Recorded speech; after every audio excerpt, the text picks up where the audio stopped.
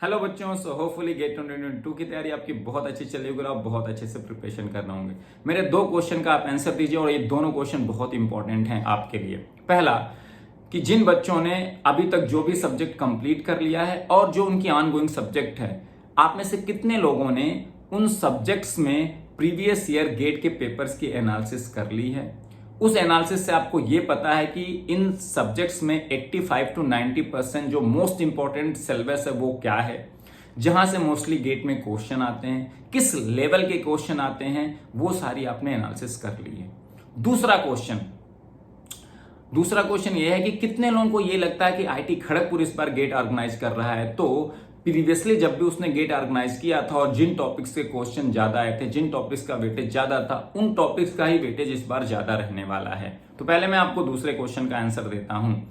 दूसरे क्वेश्चन का आंसर क्या है कि आईटी खड़गपुर ने प्रीवियसली जब भी गेट ऑर्गेनाइज किया था, जिन टॉपिक्स से ज्यादा क्वेश्चन पूछे गए थे उनका वेटेज ज्यादा रहने वाला इस बार भी। ये कंक्लूजन बहुत हद तक सही नहीं है। हो सकता है आज के 7 साल या 8 साल या 10 साल पहले जब भी आईटी खड़गपुर ने गेट ऑर्गेनाइज किया हो सकता है TTL logic family for example के लिए वहां से क्वेश्चन पूछा हो, लेकिन आज की डेट में टीटीएल लॉजिक फैमिली बहुत इंपॉर्टेंट नहीं है। तो आप आज की डेट में सीमॉस लॉजिक फैमिली ज्यादा इंपॉर्टेंट, तो वहां से क्वेश्चन आने के चांस ज्यादा हैं।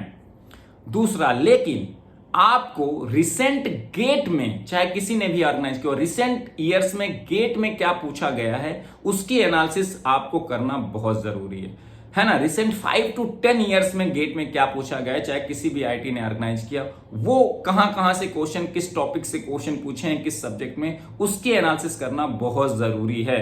उस एनालिसिस से आपको यह पता चलेगा कि ऑन एन एवरेज किसी सब्जेक्ट के 85 to 90% सिलेबस क्या इंपॉर्टेंट है, कौन से टॉपिक 85 to 90%, कौन से टॉपिक्स हैं जो बहुत ज्यादा रिलेवेंट हैं, जहां से गेट मोस्टली कुछ चीजें पूछता रहता है, और वही 85 to 90% syllabus of each subject हमें मेनली फोकस करना, पहले उसको कंप्लीट करना, पहले उसको पढ़ना, पहले उस पर कमांड बनानी है, और कॉन्सेप्चुअल लेवल का क्लैरिटी, अलग क्रिस्टल लेवल की क्लैरिटी हमें बहुत जरूरी होगी उस 85 to 90% सिलेबस में।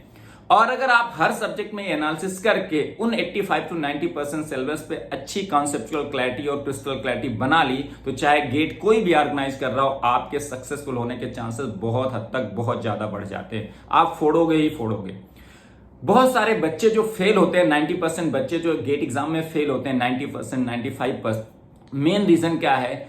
उनमें से मैक्सिमम को ढंग से गेट का सिलेबस तक नहीं पता। उनको ये एनालिसिस ही नहीं पता कि 85 to 90% सिलेबस क्या है इस सब्जेक्ट का, जहां से मोस्टली चीजें आती हैं। उनमें किस लेवल की अंडरस्टैंडिंग मुझे बिल्ड करनी पड़ेगी, कहां से रिसेंटली क्वेश्चन आ रहे हैं, गेट का पैटर्न क्या है, गेट का ट्रेंड क्या है। तो आप जिस एग्जाम में जा रहे हो, अगर उसकी ये एनालिसिस नहीं पता है तो आप अपनी प्लानिंग बहुत अच्छे से नहीं कर पाते हो। आप हार्ड वर्क बस करते रहते हो, लेकिन एक प्लान्ड वे में, क्योंकि आपको एक एग्जाम क्रैक करना है, तो उस एग्जाम के हिसाब से आपको सारी चीजें प्लान करनी है, उसके ट्रेंड के हिसाब से सारी चीजें दिमाग में बैठानी है।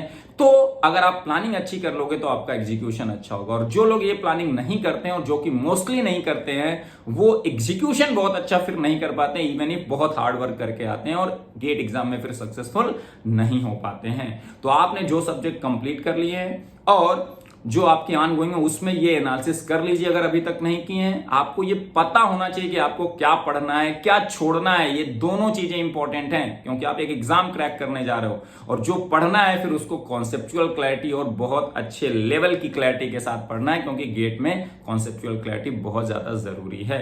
तो ये प्लानिंग जरूर करो, नहीं तो आप भी उसी 90% फेल वाले लिस्ट में होगे, सक्सीड वाले लिस्ट में नहीं होगे। क्योंकि जो सक्सीड होने वाला है वो एनालिसिस बहुत अच्छे से करता है, उसकी प्लानिंग बहुत स्ट्रांग होती है और हार्ड वर्क वो आपके बराबर ही करता है। लेकिन प्लानिंग स्ट्रांग होने की वजह से उसका एग्जीक्यूशन स्ट्रांग होता है और वो सक्सेसफुल जरूर होता है। तो ये आप जरूर करोगे होपफुली। और कमेंट बॉक्स में कमेंट करके जरूर बताना कितने लोगों ने ये प्लानिंग कर ली है। अगर नहीं करी है तो कितने लोग अब करने वाले हैं, उसमें बिल्कुल भी देर नहीं करेंगे। Till then, bye bye, take care.